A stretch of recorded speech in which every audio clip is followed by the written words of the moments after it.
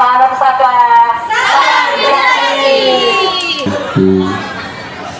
TH4 sama TH3. Salah satunya L satunya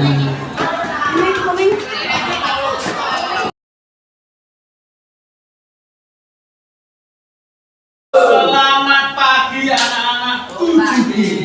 Bagaimana kabarnya? Alhamdulillah luar biasa. Allahu Akbar. Ya, pagi hari ini Pak Huda membawa sahabat perpustakaan yang akan melakukan kampanye literasi. Untuk apa Pak? Memperingati apa? Pada tanggal 20 Mei nanti akan diperingati sebagai hari kebangkitan nasional. Jadi ini anak-anak sahabat terpus ingin kampanye di depan, memberikan wawasan yang bermanfaat serta berhasil meresensi buku Anantatur. Jadi nanti Wahana Pustaka belajar berkarya luar biasa. Kalian biasanya ngapain sih kalau di perpustakaan?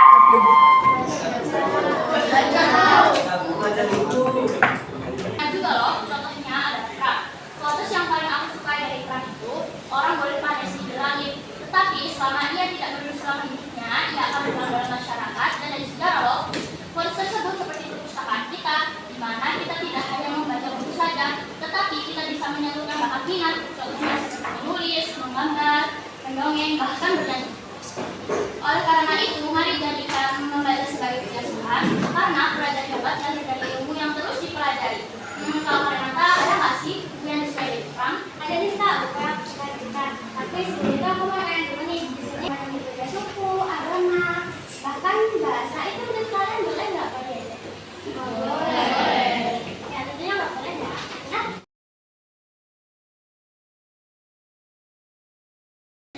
Assalamualaikum warahmatullahi wabarakatuh. Waalaikumsalam warahmatullahi wabarakatuh. Hai semuanya, perkenalkan nama saya Raisa dan rekan saya Renata. Kami dari tim perpustakaan.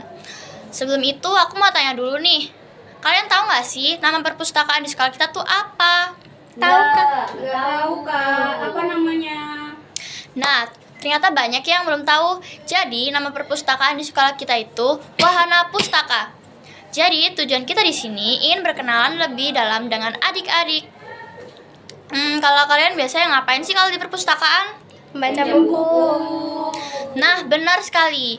Jadi, perpustakaan itu tempat untuk menambah ilmu. Dan di perpustakaan juga terdapat banyak sekali buku-buku terkenal dan penulis terkenalnya juga loh. Contohnya ada Pram. Quotes yang paling aku suka dari Pram itu, orang boleh pandai setinggi langit, tetapi selama ia tidak menulis nama hidupnya, ia akan hilang dalam masyarakat dan dari sejarah loh.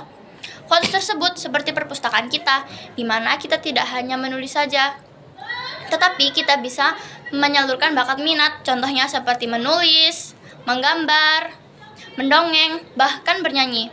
Oleh karena itu, mari jadikan membaca sebagai kebiasaan, karena pelajar hebat lahir dari ilmu yang terus dipelajari. Kalau Kak Renata, ada nggak sih buku yang disukai dari Pram? Ada deh kak, buku yang aku suka dari Pram. Ini dia. Jadi sebelum itu, aku mau tanya dulu nih, di sini siapa ayo yang suka makan bakso? Aku kan. Enggak. Aku suka. Wah ternyata banyak juga ya. Tapi kalian tahu nggak sih kalau makanan yang sering kita makan itu mendapat pengaruh dari budaya Tionghoa? Dan hari ini aku akan menceritakan buku tentang Hwakiao di Indonesia. Hwakiao di Indonesia membahas tentang masyarakat Tionghoa perantauan atau yang disebut Hwakiao. Mereka datang ke Indonesia sejak zaman dahulu untuk mencari kehidupan yang lebih baik, lalu tinggal dan membangun kehidupan di sini. Aku mau tanya lagi nih, kalau kalian pindah ke tempat baru, terus budayanya berbeda, bahasanya berbeda, itu susah nggak untuk menyesuaikan diri? Susah. Tentu susah ya. Nah, masyarakat Hwakiao juga mengalami hal yang sama, tapi mereka berusaha beradaptasi sambil tetap menjaga budaya mereka. Dan menariknya, mereka ikut memberikan kontribusi untuk Indonesia, misalnya di bidang perdagangan, pendidikan, dan budaya. Adik-adik sadar nggak sih Indonesia itu unik banget? Kita punya banyak suku, bahasa, makanan, dan juga budaya, tetapi tetap satu negara. Coba jawab bareng-bareng, semboyan bangsa Indonesia itu apa sih? Tidak Tunggal Ika. Benar sekali, yang artinya adalah berbeda-beda tetapi tetap satu jua. Itu juga sejalan dengan semangat Hari Kebangkitan Nasional. Tapi adik-adik, di dalam buku ini juga dijelaskan bahwa hubungan antar masyarakat tidak selalu berjalan mulus. Pernah ada masa ketika masyarakat Tionghoa mengalami pembatasan dan kesulitan dalam mengekspresikan budaya mereka. Menurut kalian, kalau ada teman yang berbeda suku, bahasa, dan agama, itu boleh nggak untuk mengajak mereka? Nggak boleh. Tentunya nggak boleh ya, karena perbedaan bukan alasan untuk saling merendahkan. Justru di buku ini kita belajar bahwa keberagaman bisa menjadi kekuatan bangsa kalau kita saling menghargai. Buku ini memang gaya bahasanya cukup serius karena banyak membahas sejarah dan juga fakta. Jadi mungkin agak berat untuk sebagian pembaca SMP. Tapi isi bukunya sangat bermanfaat karena membuat kita lebih memahami sejarah Indonesia dan pentingnya toleransi. Nah, aku ada pertanyaan terakhir nih. Menurut kalian, siapa sih yang bertanggung jawab atas persatuan di Indonesia? Kita semua. Betul sekali. Semuanya punya tanggung jawab, termasuk kita sebagai pelajar. Kalau generasi muda bisa saling menghargai dan tidak membeda-bedakan orang lain, maka semangat Hari Kebangkitan Nasional akan terus hidup sampai kapanpun. Jadi kesimpulannya, buku Hwakiao di Indonesia mengajarkan kita tentang sejarah masyarakat Tionghoa di Indonesia, pentingnya toleransi, dan bagaimana keberagaman dapat menjadi kekuatan bangsa. Semangat Hari Kebangkitan Nasional juga mengingatkan kita bahwa bangsa Indonesia bisa maju kalau kita bersatu, saling menghormati, dan tidak membeda-bedakan satu sama lain. Nah, adik-adik, mulai hari ini, yuk kita biasakan hal kecil seperti menghargai teman yang berbeda suku, tidak mengejek logat orang lain, dan mau berteman dengan siapa saja.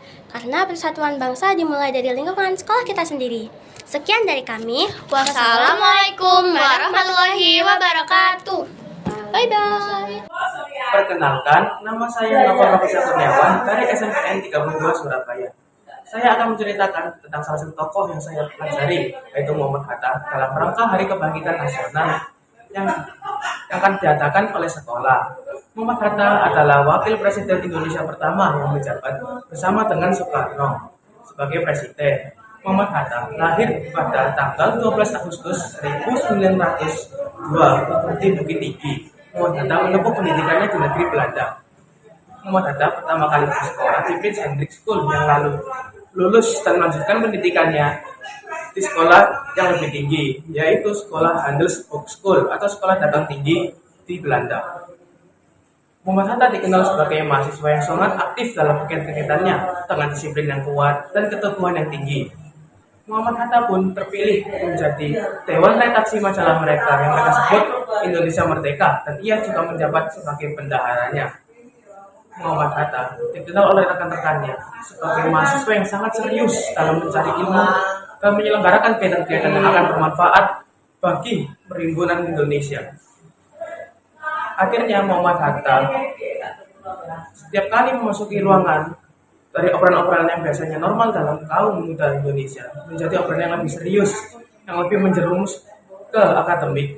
Karena menurut Muhammad Hatta dalam kutipannya, bahwa saat mahasiswa Eropa masih bisa bersenang-senang, mahasiswa Indonesia harus serius dalam mencari ilmu. Karena akan mereka gunakan untuk membebaskan rakyat Indonesia dari penjajahan Belanda dan dari penderitaan yang disebabkan oleh kolonialisme.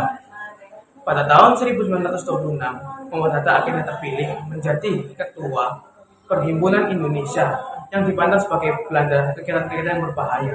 Karena bagi Belanda, kegiatan itu dapat menyebabkan banyak hal seperti perlawanan dan pertentangan di Belanda.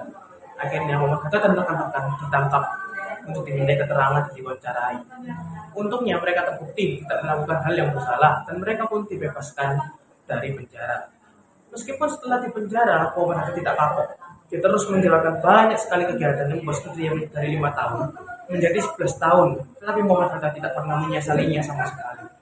Karena menurutnya, ilmu-ilmu yang dia dapatkan dari studi, buku dan rekan-rekannya sangat teramat berharga dan tidak ada harganya. Lalu pada 1932, Muhammad Hatta pun kembali ke Indonesia dan bergabung pada Partai PNI baru untuk menjalankan kegiatan-kegiatan politik Di saat yang sama, Bapak Soekarno juga terbebas dari penjara dan mengikuti partai Partindo. Namun kedua partai itu saling berselisih dan saling bersaing karena perbedaan pandangan dan perbedaan pendapat terhadap politik di Indonesia. Lalu karena aktifan Muhammad Hatta dalam PNI baru terus maju dan menggapai banyak kekuatan politik yang sangat berpengaruh di Indonesia. Karena Belanda tersadar, Muhammad Hatta pun bersama rekan-rekan diasingkan ke tempat yang lain, di tempat Irian Jaya yang bernama Bovendigul. Dari laporan-laporan media asing, tempat itu adalah tempat di mana malaria dan demam berdarah sering kali terjadi di sana, sehingga membunuh koloni-koloni yang diasingkan di tempat tersebut. Namun karena banyaknya protes yang dilakukan oleh rakyat Indonesia maupun dari pemerintah Belanda, Muhammad Hatta dan rekan-rekan pun dipindahkan ke tempat yang baru, di Banda Neira. Di tempat itu Muhammad Hatta bertemu dengan Sultan Syahrir sebagai rekan barunya. Akhirnya pada tanggal 1 Februari tahun 1942, Muhammad Hatta dan Sultan Syahrir kembali ke tanah Jawa dengan menggunakan pesawat Amerika. Di saat itu, Soekarno juga dibebaskan dari penjara karena Jepang berhasil merebut wilayah Belanda dan beralih ke masa kependudukan Jepang. Akhirnya, Muhammad Hatta dan Soekarno dipilih menjadi wakil presiden dan presiden Republik Indonesia pada masa itu. Meskipun pada masa kependudukan Jepang itu sedikit lebih enak, tapi Muhammad Hatta tetap saja merasa kesusahan karena harus menghadapi banyak sekali percobaan pembunuhan yang dilakukan oleh Jepang, yang untungnya tidak dilakukan oleh orang-orang Jepang, dan memiliki tanggungan politik yang sangat berat di pundak-pundaknya. Akhirnya Muhammad Hatta pun dan Soekarno-Hatta terus menjabat sebagai presiden. Mereka terus berusaha untuk mencapai kemerdekaan Indonesia bersama dengan dukungan Sultan Syahrir. Akhirnya pada 17 Agustus 1945 mereka mempromosikan kemerdekaan Indonesia, yang dimana Jepang menyerah tanpa syarat ke sekutu. Selain jasa-jasanya itu, Muhammad Hatta juga dikenal sebagai orang yang mencetuskan Koperasi Indonesia, yaitu Bapak Koperasi Indonesia, sesuai dengan pasal 33 UUD tahun 1945, yang dimana yang menjelaskan tentang manfaat dari koperasi di Indonesia, yang dimana sebagai kekuatan ekonomi dan perlindungan bagi masyarakat dengan ekonomi yang rendah.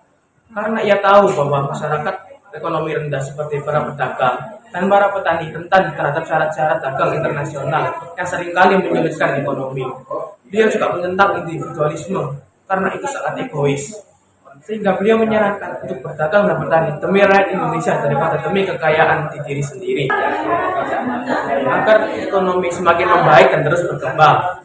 Namun Indonesia berubah menjadi Republik Indonesia Serikat karena konferensi KMB atau konferensi meja bundar yang dilakukan oleh Belanda sebagai syarat untuk mengakui Indonesia telah merdeka.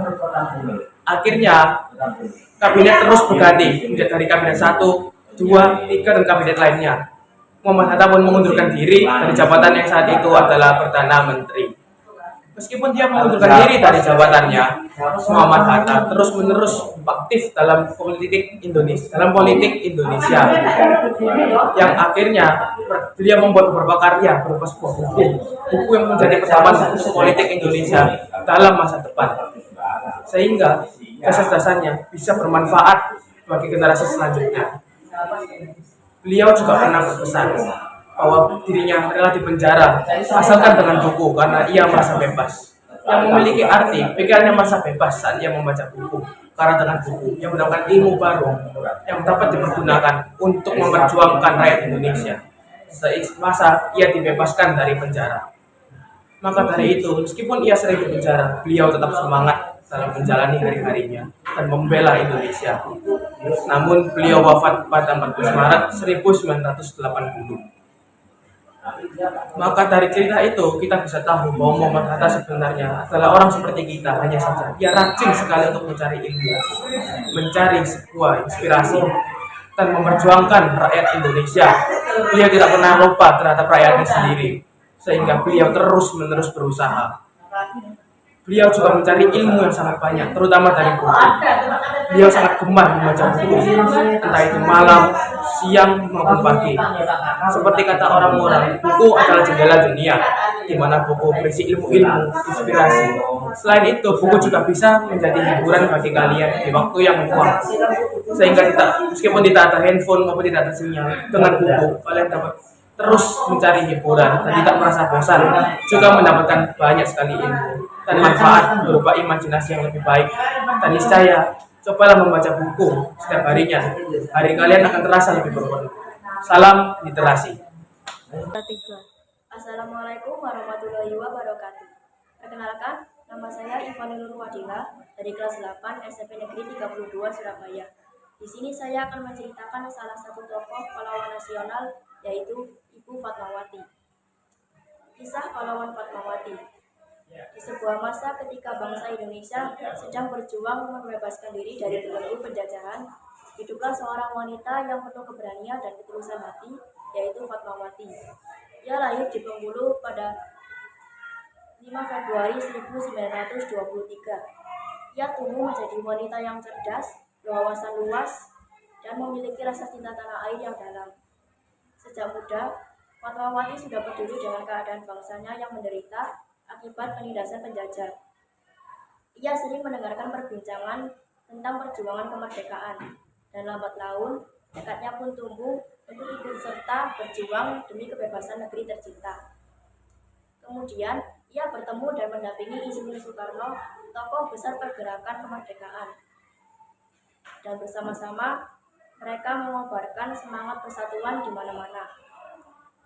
Salah satu jasanya yang selalu diingat oleh seluruh rakyat Indonesia adalah ketika hari menjelang kemerdekaan. Di saat itu, para pemimpin bangsa sedang bersiap-siap untuk mengumumkan kepada dunia bahwa Indonesia telah merdeka. Namun, bendera yang akan dikibarkan belum ada. Mendengar hal itu, Fatmawati dengan sukarela mengambil kain katun berwarna merah dan putih, lalu menjahitnya dengan tangannya sendiri dengan penuh ketulusan dan semangat. Ia menjahit bendera itu dengan sepenuh hati, seolah-olah setiap tusukan jarinya adalah doa dan harapan agar bangsa Indonesia benar-benar merdeka, bersatu, dan makmur selamanya. Pada tanggal 17 Agustus 1945, bendera hasil jahitan tangan Fatmawati pun dikibarkan untuk pertama kalinya di halaman rumah Insinyur Soekarno di Jalan Pegangsaan Timur nomor 56 Jakarta, di hadapan para tokoh pejuang dan rakyat yang sedang berkumpul. Bendera itu berdiri gagah, menjadi lambang keberhasilan yang diperoleh oleh tetesan keringat dan pengorbanan yang tak terhitung jumlahnya. Sejak saat itu, bendera itu dikenal sebagai bendera pusaka dan selalu menjadi saksi bisu atas perjuangan kemerdekaan dan kemajuan bangsa Indonesia. Selain jasanya dalam pembuatan bendera kebangsaan, Fatmawati juga senantiasa mendukung perjuangan Insinyur Soekarno beserta pejuang lainnya. Ia tidak pernah lelah memberikan semangat, bantuan, dan perhatian kepada mereka yang sedang berjuang. Ia membuktikan bahwa peran wanita pada masa perjuangan kemerdekaan sangatlah besar dan tak tergantikan. Bukan sekedar mendukung, tetapi juga sebagian-bagian yang turut menentukan keberhasilan perjuangan. Hingga akhir hayatnya, Fatmawati tetap menjadi sosok yang dihormati dan dicintai oleh seluruh rakyat Indonesia. Nama dan jasanya akan selalu terukir dalam lembaran sejarah, menjadi teladan bagi kita semua untuk selalu mencintai tanah air. Bukan sekedar kain, tapi juga simbol keberanian dan ketulusan hati untuk mencintai tanah air. Ibu Fatmawati telah menjahit sejarah, maka marilah kita lanjutkan untuk merajut mimpi dan berjuang demi kebangkitan. Ibu Fatmawati mengajarkan kepada kita semua bahwa pengorbanan adalah cinta tertinggi pada negeri ini. Perbanyaklah membaca, karena membaca adalah nutrisi bagi otak kita. Salam literasi.